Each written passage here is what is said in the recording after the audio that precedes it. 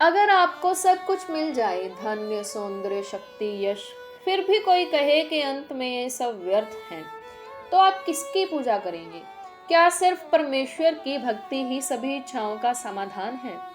आइए सुनते हैं सुखदेव जी के शिरमुख से वो रहस्य जो ना सिर्फ राजा परीक्षित का जीवन बदलता है, बल्कि आपके जीवन को भी एक नई दिशा दे सकता है। आज की इस कथा में स्कंद दूसरे के अध्याय तीसरे में हम जानेंगे कौन कौन से देवता कौन कौन सी इच्छाओं की पूर्ति करते हैं। सुखदेव जी ने राजा परीक्षित को कौन सा कड़ा उद्देश्य दिया और राजा परीक्षित ने क्यों कहा अब मुझे मृत्यु का भय नहीं।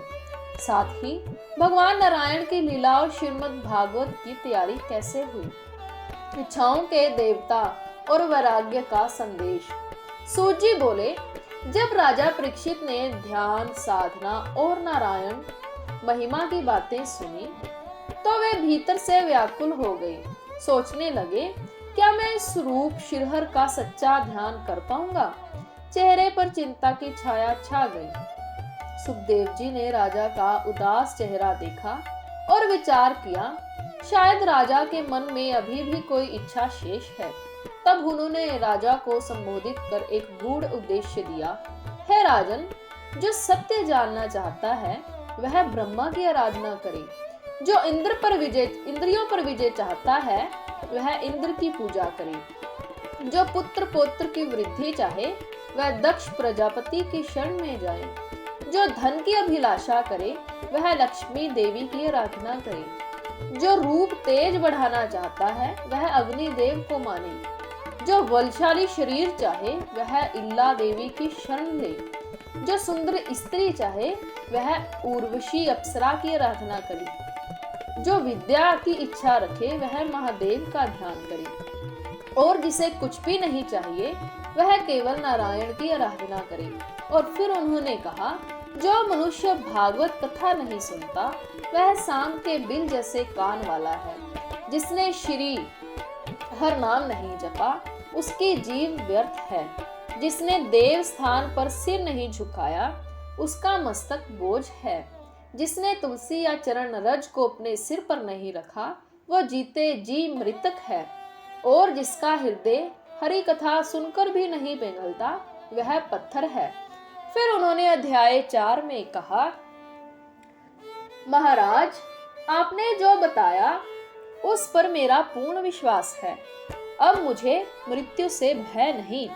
कृपया मुझे उस परम सत्य की कथा सुनाइए कि किस प्रकार श्रीहर इस संसार की रचना, पालन और संहार करते हैं और वे अवतार लेकर कैसी दिव्य लीलाएं करते हैं। सुखदेव जी ने भाव विभोर होकर पहले श्रीहर को प्रणाम किया।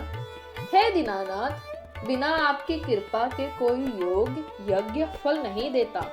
ब्रह्मा, महादेव, सनकादिक सब जिनके चरणों का ध्यान करते हैं उन्हीं श्रीहर की कृपा से शबरी गोपियां भी मोक्ष पा गई।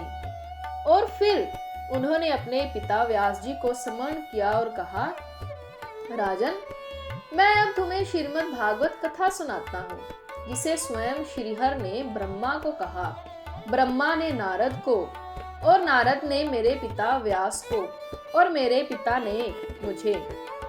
अब वही अमृत कथा मैं तुम्हें कहता हूँ।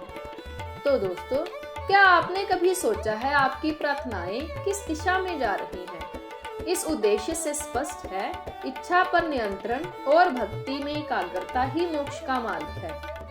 कमेंट में बताइए, क्या आप भी कभी जीवन में किसी विशेष इच्छा के लिए किसी देवता की पूजा करते हैं? कभी कभी हम जीवन में बहुत कुछ चाहते हैं, पर जब सुखदेव जी जैसे गुरु मिले तो वे बता देते हैं सच्ची इच्छा वो है जिसमें कुछ भी ना चाहिए सिवाय नारायण के। आगे की कथा में जानिए कैसे श्रीमद् भागवत की शुरुआत होती है और कौन कौन से रहस्य सुखदेव जी उजागर करते हैं। वीडियो को लाइक और चैनल को सब्सक्राइब करना ना भूलें। अगर आप चाहते हैं कि श्रीहर की यह कथा हर जीव तक पहुंचे तो इसे ज़्यादा से ज़्यादा शेयर करें। धन्यवाद।